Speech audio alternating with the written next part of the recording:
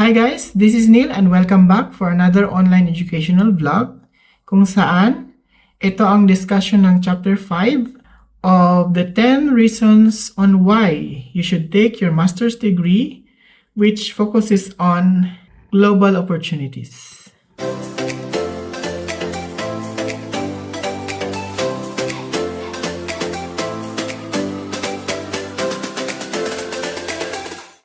So, ang global opportunities kasi na sinasabi is isa yan sa mga most significant advantage sa mga nagpupurso ng master's degree. Kasi bakit? Ito lang yun. I-define kasi natin dito kung ano ang global opportunities or i-describe ko siya. So, ito yung unang description. Global opportunities can help you to land or to work in different countries. Yes. Kasi nga, global opportunities means kahit saan ka ilalagay na area or saang bansa ka man pupunta, ganun at ganun pa rin ang performance mo. Pwede ka rin mag-join in multinational companies kasi alam mo makisama, alam mo na i-handle yung iba't ibang klase ng tao, kaya naman kaya mo mag-collaborate with all international teams. So lahat ng klase ng tao, alam mo na kung ano ang gagawin mo and very expert ka na sa pag-hold ng mga emotions or issues or concerns nila. Nang hindi sila mag-iisip na masama ka or magkakaroon ka ng bad comment galing sa mga yan. Plus, ang pagkakaroon ng chance to work with different nationalities and work in different countries and territories, pwede ka kasing mag-pursue ng further education while abroad. So, gaya ko, nag-pursue ng education while I am on the other country or other side of the world na malayo sa Pilipinas. So, yun lang yan.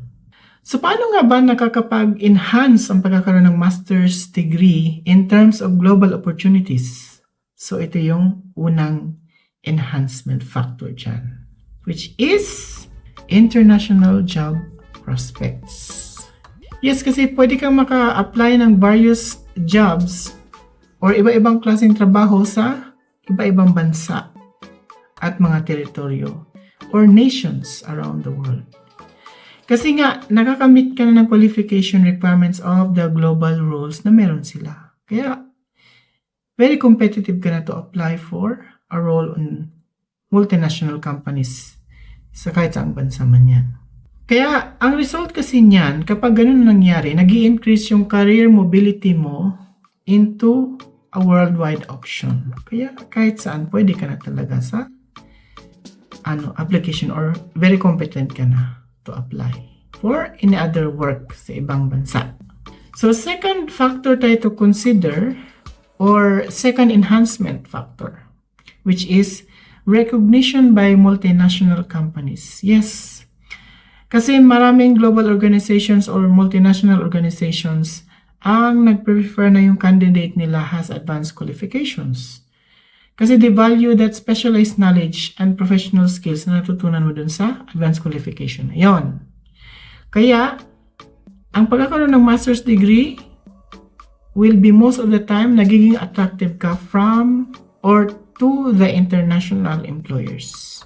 So, yun yung advantage doon. At enhancement factor yan.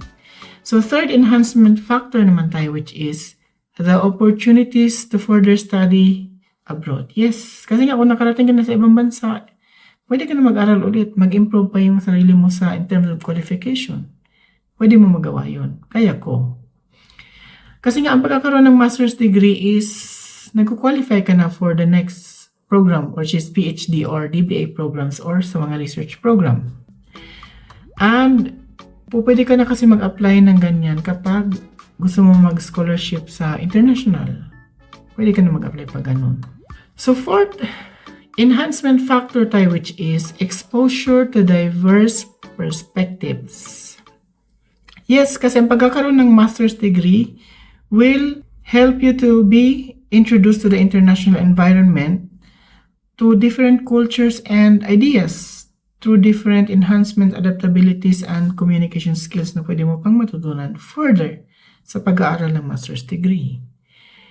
Kasi nga, it's a very, very important na very exposed ka sa lahat ng bagay na related doon sa inaaral mo dahil or advance pa doon kasi para kung nagkaroon ka naman ng issue later, hindi mahirap i-handle. And dapat nga mag-align kung ano yung pinapractice mo at inaaral mo sa master's degree. So, fifth na tayo ngayon, which is access to global networks. Yes, ano ba yung access na yan? Pwede ka mag-connect sa international peers mo, global alumni communities sa same course or same kung ano man yan na pwede mag-connect sa iyo, industry professionals worldwide. So, sila maghanap sa iyo kung very qualified ka talaga and very valuable ka sa job market. So, sa pag-enhance kasi ng global opportunities na yan by taking your master's degree, meron din kasi mga limitations. Yan. So, ano ang mga limitations? Ito yung una.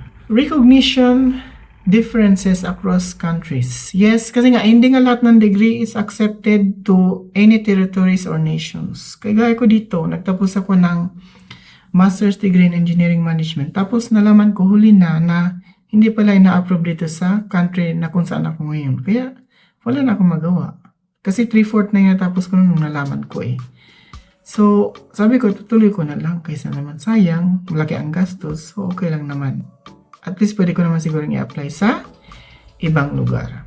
And meron kasing mga qualifications na nire-recognize pero hindi naman siya fully transferable. So, yung mga ganong bagay kasi, mga depende sa scenario talaga. Kaya naman, bago ka kumuha ng master's degree, lalo kapag may balak ka magtrabaho sa ibang bansa, check mo muna kung yung bansa na yun is ina-approve yung qualification mo or hindi. So next challenges tayo or limitations is the visa and immigration requirements. So, ang work and study in abroad kasi, pwede rin kasing ma-involve yung gastos mo doon sa visa applications, legal and administrative process, dagdagan mo pa ng housing, ng kung ano-ano pang kailangan mong gastusin, mahirap. And it's a very complex and time-consuming process kasi, lalo sa Philippines. Ang visa is like, namuti na lahat ng buhok mo sa katawan, di ka patapos. Yun yung problema doon. Which, yan talaga ang form of government ng Philippines. Wala tayong magagawa. Not unless may magpresenta na baguhin yan at going faster, siguro bibilis yan. But still, it depends on the government pa din. The third limitation naman tayo which is cultural and language barrier. Yes, lalo ako dito, ang pag-transfer from one country to another, it is required to have a very, very adaptable approach sa akin bilang isang baguhan dito. Kasi nga, ang hirap mag-adapt sa isang bansa na kailangan mo matutunang language nila. Kailangan mo mag-adjust sa cultural norms sa pagkakaiba nyo.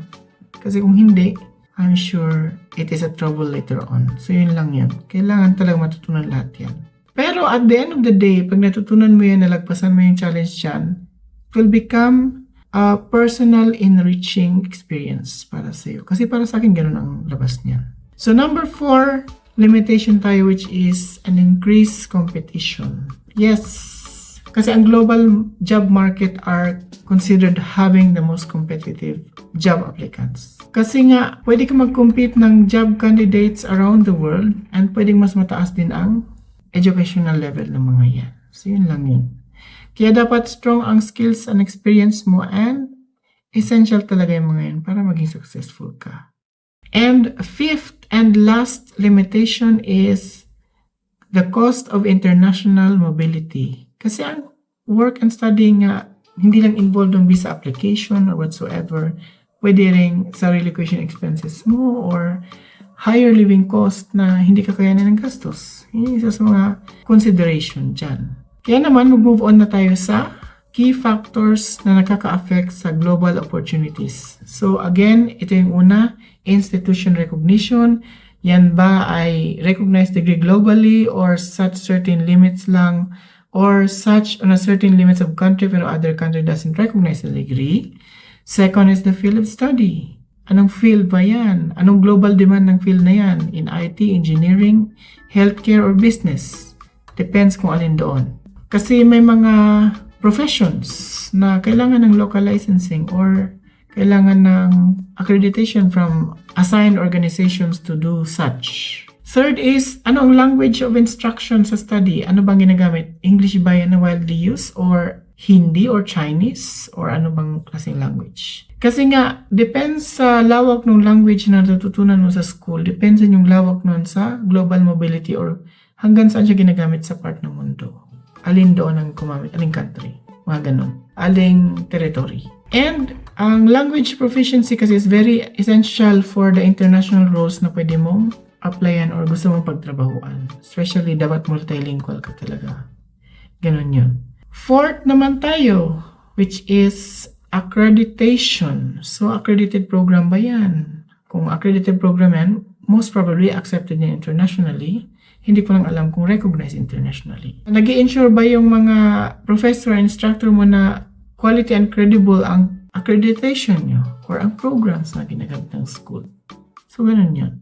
Malalaman mo naman yan kung credible ang source ng kanilang accreditation kasi naka-display naman din yan. Makikita mo doon sa part ng building or office. Yun. And fifth factor tayo that influences global opportunities is the networking opportunities. So, lagi siya nami-mention kasi networking talaga. Grabe talaga ang factor na to na nakaka-affect sa lahat ng applicant sa mundo. Kaya move on tayo ngayon sa sixth and last factor which is personal adaptability. Gano'n ka ba ka-flexible, ka-culturally aware, and gano'n ba ka-strong yung communication skills mo, gano'n ba ka-flawless yan. Kasi siyan sa mga key para makapag-compete ka into the global or international opportunities or job market. Kasi nga, mas gusto ng employers na yung mga candidates na i-hire nila are those candidates na pwede magtrabaho ng multiple locations na may alam ka talaga, hindi mo man sure, hindi mo man 100% alam, pero alam mo kung paano yung basic na trabaho. So, yun lang yun. And, of course, the most exciting part is the takeaway of this vlog. Kaya, ang takeaway na masasabi ko lang sa'yo is that ang pagkakaroon ng master's degree can take you beyond borders or beyond your country. It can be an international journey or a global journey. Kasi nga, depende sa demand ng job market. Pero yun nga, with the right qualification na natatapos mo and yung hindi mo siya ginawa dahil lang nagbe-build ka ng career but you're just trying to open a new door of opportunity around the world for you. Kaya ka nag-take ng master's degree. So, yun yun. Kaya naman, thank you for watching this vlog. Please don't forget to comment, like, and subscribe na rin sa aking channel para lagi kang updated sa aking mga next online educational vlogs. Bye!